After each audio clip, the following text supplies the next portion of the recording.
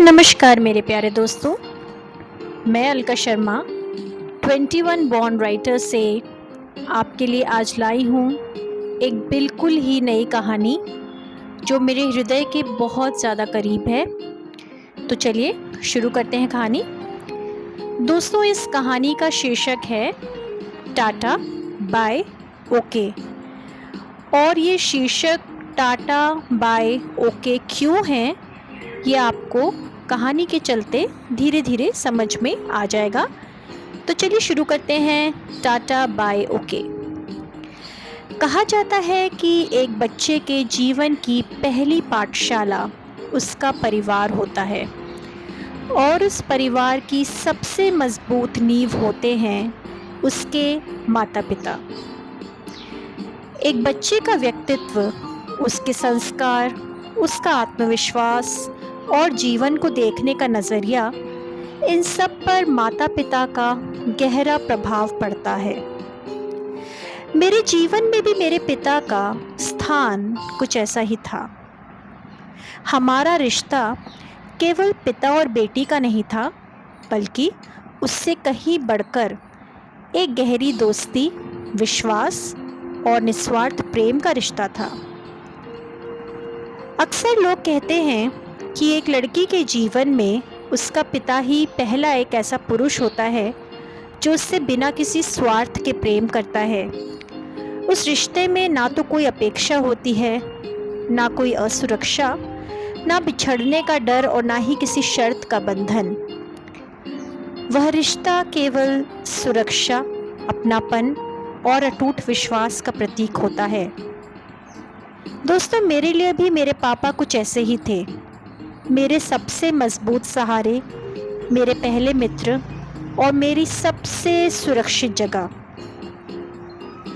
जब से मुझे याद है, पापा हमेशा हंसमुख रहते थे। उनके चेहरे की मुस्कान जैसे पूरे घर में खुशियां बिखेर देती थी। बचपन में वे मेरे साथ खेलते, मुझे तरह तरह की कहानियां सुनाते, रोज स्कूल छोड़ने जाते और अक्सर मुझे बाजार भी घुमाने ले जाते थे।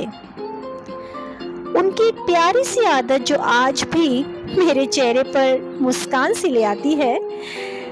दोस्तों, मुझे अंडा खाना बिल्कुल पसंद नहीं था, लेकिन मेरे पापा बड़े प्यार से अपने मुंह को थोड़ा सा खोलते, जैसे कि वो खुद अंडा खाने वाले हों, और उसी दौरान मुझे अंडा खिला देते थे।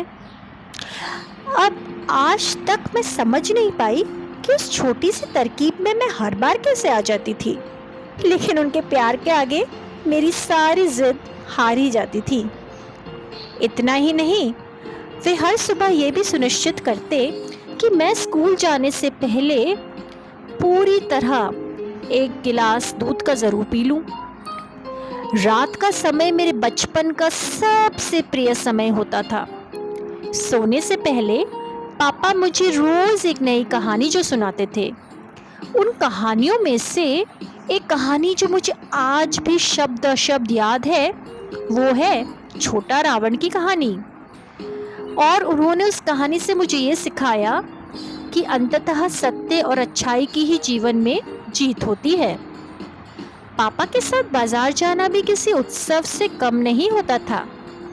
मुझे स्टेशनरी का बहुत शौक था और हर बार मेरी पेंसिल बॉक्स नई नई चीज़ों से भर ही जाती थी। रंग बिरंगे स्केच पेन मेरे सबसे प्रिय होते थे। और हाँ, हर छोटी सी खरीदारी के बाद पापा की तरफ से मिलने वाली ठंडी कोल्ड ड्रिंक और चॉकलेट तो उस दिन की जैसे सबसे बड़ी खुशी होती थी।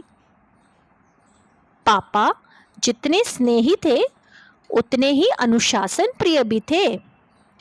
हर माता पिता की तरह उन्हें मेरी पढ़ाई लिखाई की तो बहुत ज़्यादा चिंता रहती थी। शाम को जब माँ अपने ऑफिस और घर के कामों से थक कर लौटती, तब भी पापा ये सुनिश्चित करते कि वे मेरे साथ बैठकर मेरी पूरी पढ़ाई करवाएं। अब बेचारी मम्मी पूरे दिन की भागदौड़ के बाद कई बार तो पढ़ाते पढ़ाते ही सो जाती थी। सच कहूँ तो वो समय ना मुझे बहुत अच्छा लगता था, क्योंकि मैं चुपचाप अपना खेल खेलने जो लग जाती थी। लेकिन फिर मेरी वो खुशी जो थी देर तक तो टिकती ही नहीं थी। क्यों? अच्छा, अरे पापा पता नहीं कहाँ से कमरे में आ जाते थे। एक नज़र मेरी किताबों पर, दूसरी मम्मी की तरफ, फिर मुस्कुराते हुए सख्ती से कहते, पढ़ाई लिखाई में लापरवाही नहीं चलेगी।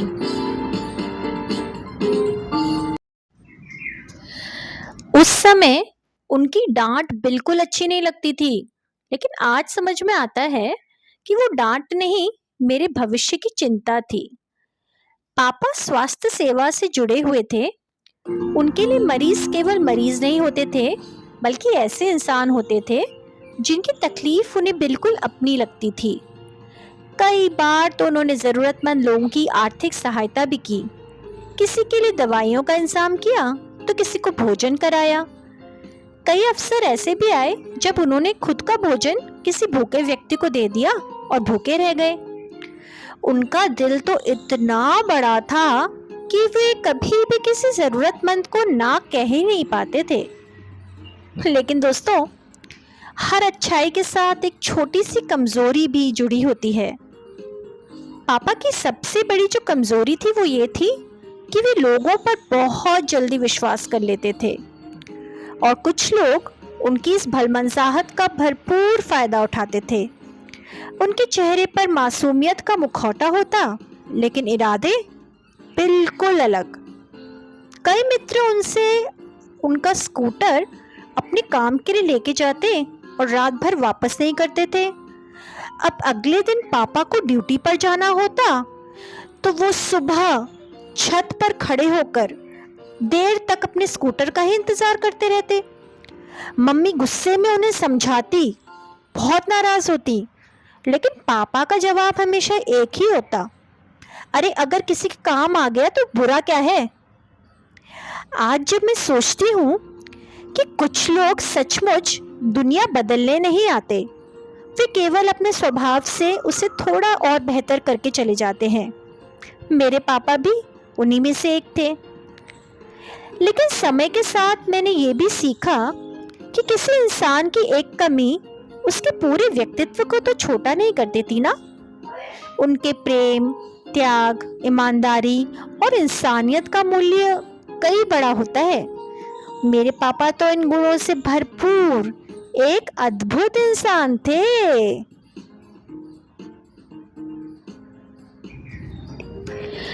पापा का प्यार कभी भी बड़े बड़े शब्दों में नहीं था, वो तो उनके छोटे छोटे कामों में दिखाई देता था।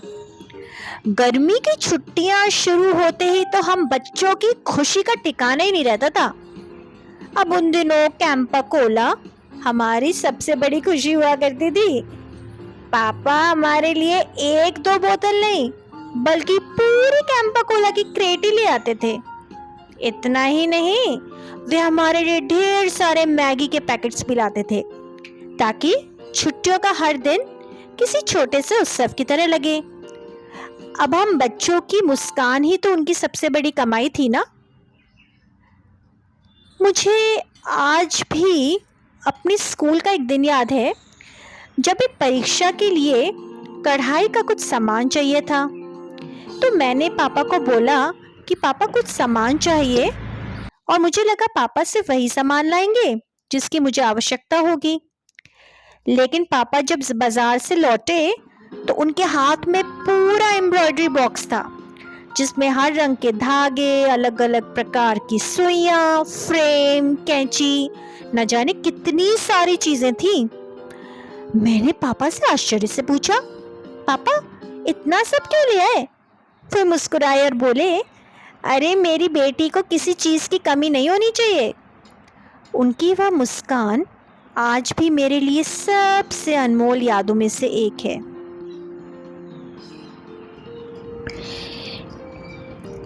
एक और बात जो मुझे याद आई, मेरे स्कूल में एक प्रतियोगिता थी जिसमें मुझे सलवार सूट पहनकर जाना था। मुझे चाहिए था सिर्फ एक ही सूट, लेकिन पापा बाजार से जब लौटे तो उनके हाथों में दो दो सुंदर सलवार सूट थे। मेरी तो खुशी का ठिकाना ही नहीं रहा। पूछने पर पापा ने फिर से हंसते हुए कहा, बेटा एक तो है तेरी एग्जाम के लिए और दूसरा मेरी बिटिया की पसंद के लिए। उनके लिए हमारी छोटी से छोटी इच्छा भी बहुत मायने रखती थी। हमारा घर तो रिश्तेदारों और परिचितों के लिए हमेशा खुला रहता था। जब भी बाहर से कोई रिश्तेदार इलाज के लिए दिल्ली आता, उसके मन में सबसे पहला विश्वास पापा पर ही होता था। पापा अस्पताल में अपनी पूरी लगन से उनके इलाज की व्यवस्था करवाते। जहां तक संभव होता उनका उपचार बिना किसी आर्थिक बोझ के करवाने का प्रयास करते। कई बार वे स्वयं ही अस्पतालों के चक्कर लगाते, डॉक्टरों से बात करते और तब तक चैन से नहीं बैठते जब तक कि मरीज की पूरी देखभाल सुनिश्चित न हो जाए। उनके लिए रिश्ते केवल निभाने की कोई चीज नहीं थे, वे उन्हें पूरी तरह से ईमानदारी से जीते थे। इतना ही नहीं, उन्होंने तो एक रिश्तेदार को दिल्ली में बसने में भी हर संभव सहायता की। रहने की व्यवस्था से लेकर कामकाज शुरू करने तक हर कदम पर उसका साथ दिया। कभी ये नहीं सोचा कि उन्हें बदले में क्या मिलेगा। शायद इसलिए आज भी उन्हें याद करने वाले लोग उनको उनके काम के लिए नहीं बल्कि उनके बड़े दिल के लिए याद करते हैं। आज जब मैं अपने बचपन की इन छोटी छोटी यादों को जोड़ती हूँ तो समझ में आता है कि पापा ने केवल हमें सुविधाएं ही नहीं दी थी, उन्होंने हमें एहसास दिया था कि हम उनके लिए दुनिया की सबसे अनमोल दौलत थे। उनका प्यार किसी दिखावे का नहीं था, वह हर दिन, हर छोटी बात और हर निस्वार्थ कर्म में दिखाई देता था। थैंक यू पापा।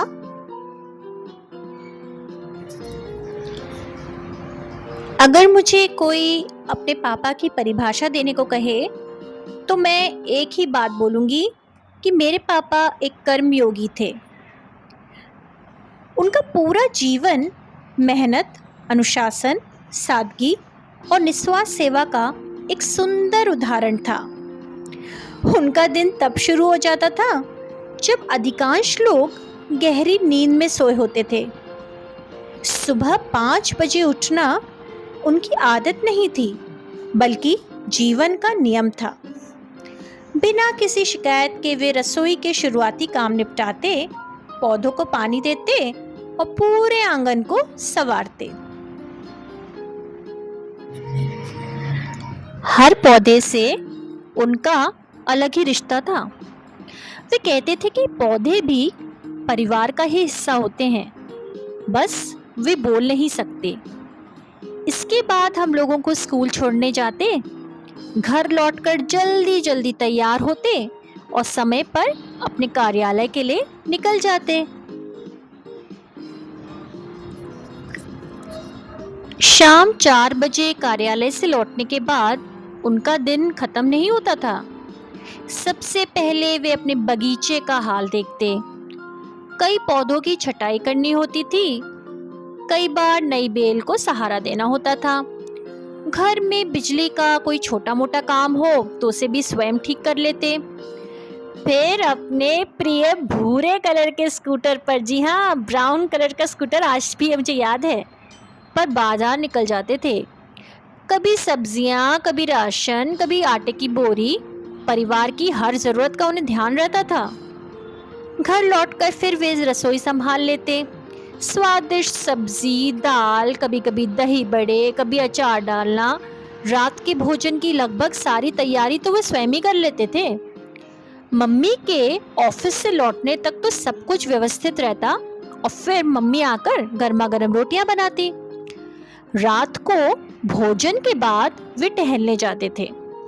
लौटकर पूरे परिवार के साथ बैठते, दिन भर की बातें सुनते, हमारी समस्याएं समझते और हर छोटे बड़े निर्णय में हमारा मार्गदर्शन करते। यही तो होते हैं ना पापा।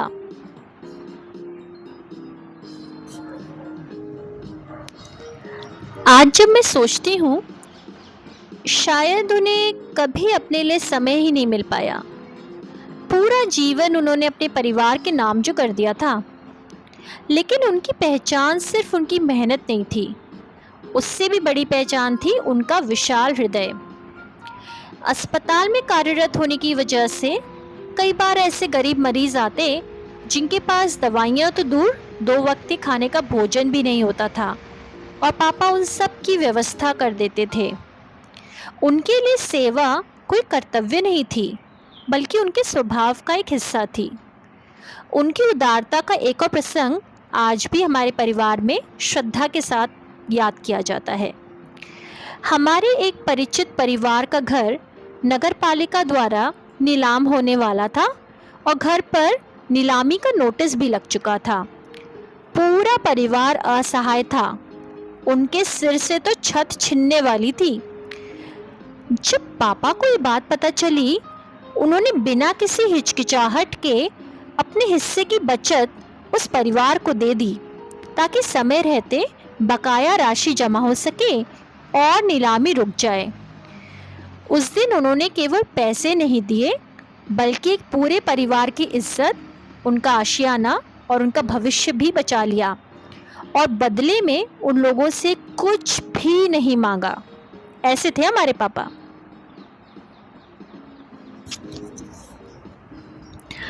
ना धन्यवाद, ना कोई एहसान, ना कोई पहचान, बस चुपचाप अपने रास्ते पर चलते रहे।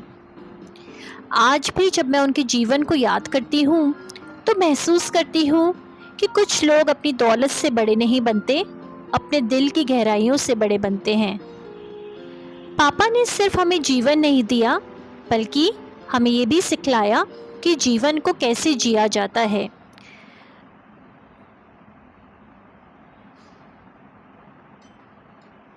बचपन की यादों में एक रात ऐसी है जिसे मैं कभी भूल नहीं पाऊंगी।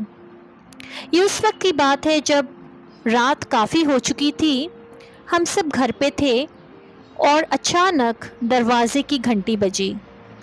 उस समय इतनी रात थी कि किसी का भी आना असामान्य था। जैसे ही दरवाज़ा खोला, सामने एक पुलिसकर्मी खड़ा था। उनकी बात सुनते ही हमारे पैरों तले तो ज़मीन ही खिसक गई। उन्होंने हमें बताया कि पापा का एक्सीडेंट हो गया है और उनके सिर पर गंभीर चोटें आई हैं और उन्हें अस्पताल में भर्ती कराया गया है। ये सुनते ही घर का माहौल पल भर में बदल गया। मम्मी, हम सभी भाई बहन, हर कोई घबरा गया। बिना एक पल गवाए हम सीधे अस्पताल की ओर दौड़े। उस समय अस्पताल का हर पल जैसे एक युग के समान ही लग रहा था। मन में एक ही प्रार्थना थी, हे भगवान, हमारे पापा को सुरक्षित रखना। ईश्वर ने कृपा की, डॉक्टरों ने मेहनत और पापा की जान बच गई। हालांकि सिर की गंभीर चोट के कारण उन्हें लगभग 1 महीने अस्पताल में ही रहना पड़ा। उस कठिन समय ने हमें पहली बार ये एहसास कराया कि अपने प्रियजनों की मौजूदगी हमारे जीवन में कितनी अनमोल होती है। एक और घटना है मेरे दोस्तों, जो आज भी मेरे चेहरे पर मुस्कान ले आती है। एक बार हम सब, मम्मी, हम भाई बहन, अपने पैतृक घर जा रहे थे। किसी कारणवश पापा हमारे साथ नहीं आ सके और उन्हें घर पर ही रुकना पड़ा। पापा हमें रेलवे स्टेशन छोड़ने आए। ट्रेन चलने ही वाली थी कि अचानक हमें याद आया, अरे चाबी तो हम पापा को देने ही भूल गए। अब ट्रेन चल चुकी थी। घबराहट में हमने खिड़की से चाबियों का गुच्छा उनकी ओर उछाल दिया। हमारी तो सांसें ही थम गई थीं। मन में बस यही उम्मीद थी कि किसी तरह से चाबियां पटरी पर न गिर जाए, पापा उठा लें। और पापा ने तो बड़ी फुर्ती दिखाते हुए उन्हें हवा में ही पकड़ लिया था। उस क्षण हम सब ने राहत की सांस ली और ट्रेन के डिब्बे में बैठे बैठे हंस भी पड़े। मुझे याद है कि उस यात्रा के दौरान जब मैं वहाँ पहुँची तो मैं पापा को अपने पत्र लिखा करती थी। और हर पत्र में सिर्फ एक ही बात लिखती, पापा अपना ध्यान रखना, समय पर खाना खाना, दवाइयाँ लेना मत भूलना, और हम लोग जल्दी लौट आएंगे। आज भी जब वो पत्र मुझे याद आते हैं तो लगता है कि उनमें केवल शब्द नहीं, एक बेटी का सारा स्नेह समाया हुआ था। पापा का एक और साथी था, हाँ जी, उनके भूरे कलर का स्कूटर। पापा और मैं अक्सर स्कूटर पर गोलगप्पे खाते और मोटू पनीर से पनीर लेते। पापा का स्कूटर सिर्फ उनके लिए एक वाहन नहीं था, बल्कि उनके जीवन की अनगिनत यात्राओं का साक्षी था।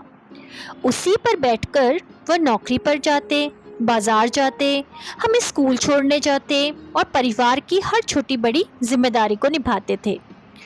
मुझे आज भी लगता था जैसे वह स्कूटर हमारे परिवार का एक हिस्सा ही तो था। मेरे पापा का बहुत बड़ा सपना था कि एक दिन वे अपनी कार खरीदेंगे, और अक्सर उसके बारे में बात भी करते। लेकिन परिवार की जिम्मेदारियों को निभाते निभाते उन्होंने अपने सपनों को हमेशा पीछे रखा, और दुर्भाग्य से उनका वह सपना कभी पूरा नहीं हो पाया। आज भी जब मैं सोचती हूँ कि जिस इंसान ने अपने पूरे जीवन में अपने परिवार के सपनों को अपनी इच्छाओं से ऊपर रखा, वो कितना बड़ा इंसान होगा। यह मैं इसलिए नहीं कह रही हूँ कि वो मेरे पापा थे, लेकिन एक इंसान होने के नाते मुझे आज ये बातें समझ में आती हैं। पापा का व्यक्तित्व जितना सरल था उतना ही बहुमुखी भी था। वे किसी से भी बात करने में कभी डरते या हिचकिचाते नहीं थे, बहुत ही बोल्ड थे। उन्होंने अपने करियर भी बहुत ही बोल्डनेस के साथ ही शुरू किया था। भाषा पर तो उनका अद्भुत अधिकार था। घर के सभी महत्वपूर्ण कागजात, हिसाब किताब और रिकॉर्ड भी बड़े व्यवस्थित ढंग से लिखकर रखते थे। उनकी लिखावट भी बड़ी सुंदर थी और काम करने का तो तरीका बिल्कुल अनुशासित। दोस्तों, हम बात कर रहे थे ना कि पापा को बहुत सारी चीज़ें बनाने का शौक़ था। शाम को दफ्तर से लौटने के बाद सारी सब्ज़ी वगैरह तो पापा ही तैयार कर लेते थे और मम्मी रोटियां बनाती थी। उन दोनों का ये सुंदर साथ आज भी मेरी आंखों के सामने बिल्कुल जीवंत हो उठता है। सबसे बड़ी बात थी कि पापा ने कभी भी बेटे और बेटियों में कोई भेदभाव नहीं किया। उनके लिए उनका बेटा जितना प्रिय था उतनी ही बेटियां भी। कभी महसूस ही नहीं होने दिया कि हम बेटियां हैं। बराबरी का सम्मान दिया, शिक्षा दी, आत्मविश्वास दिया, और यह विश्वास भी दिया कि हम जीवन में जो चाहते हैं वह बन सकते हैं। आज भी जब मैं मुड़कर देखती हूँ तो समझ आता है पापा ने हमें केवल पाला पोसा ही नहीं, बल्कि स्वच्छंद आकाश में उड़ना भी सिखाया, वो भी अपने बलबूते पर। पापा केवल मेरा साहस नहीं थे, वे मेरा आत्मविश्वास थे, मेरी उम्मीद थे, मेरी मुस्कान भी थे। वे मेरे जीवन का वह अटूट विश्वास थे जिसे मैंने हमेशा अपने साथ महसूस किया। जीवन की सबसे बड़ी विडंबना यह है कि हम अक्सर अपने सबसे प्रिय लोगों का महत्व तब समझते हैं जब वे हमारे साथ, हमारे बीच में नहीं होते हैं। जब तक हमारे अपने हमारे साथ होते हैं, हम उनकी छोटी छोटी बातों में कमियां ढूंढते हैं, नाराज़ होते हैं, शिकायतें करते हैं। लेकिन उनके जाने के बाद वही छोटी छोटी बातें हमें सबसे अनमोल यादें दे जाती हैं। जब तक मेरे पापा मेरे साथ थे, शायद मैं भी उनके प्रेम की गहराई को पूरी तरह से समझ नहीं पाई थी। लेकिन जिस दिन वो मुझे छोड़कर गए, उस दिन मानो मेरी दुनिया ही थम गई। वह मेरे लिए केवल कोई दुर्घटना नहीं थी, अपितु मेरे जीवन का सबसे बड़ा खालीपन था। उस समय मेरी उम्र केवल 13 वर्ष की थी। जीवन का वह पड़ाव जहाँ एक बेटी को अपने पिता के कंधे की सबसे अधिक आवश्यकता होती है। उनके जाने के बाद मेरा पढ़ाई में मन लगना बंद हो गया। किताबें तो खुलती, लेकिन शब्द धुंधले हो जाते। हर कोने में उनकी यादें थी, हर याद मेरी आंखों को नम कर देती थी। उस दौर में मैंने न जाने उनके कितने पत्र लिखे, ऐसे पत्र जिनका कोई पता नहीं था। बस सामने वाले पोस्ट बॉक्स में मैं चिट्ठियाँ डाल देती थी। मुझे पता था कि उन्हें कोई डाकिया कहीं नहीं पहुंचा सकता, फिर भी मैं लिखती रही। हर एक पत्र में बस एक ही विनती होती, पापा प्लीज़ लौट आइए। लेकिन कुछ प्रार्थनाओं का उत्तर मौन होता है। धीरे धीरे समय ने मुझे जीना सिखाया। कहा जाता है कि समय हर घाव भर देता है, लेकिन आज मैं इतना ज़रूर कह सकती हूँ, समय घावों को बढ़ता तो नहीं है, बस उनके साथ जीना सिखा देता है। आज भी जब कभी जीवन कठिन लगता है, जब भी कोई निर्णय लेना होता है, जब भी कभी मैं स्वयं को बहुत कमज़ोर महसूस करती हूँ, तो अनायास ही मेरा मन कह उठता है, अगर पापा होते तो क्या कहते। और तभी लगता है, अरे वो तो कहीं गए ही नहीं हैं, वे तो मेरे दिल में, मेरी सोच में, मेरे संस्कारों में, मेरे निर्णयों में, मेरी आवाज़ में तो है।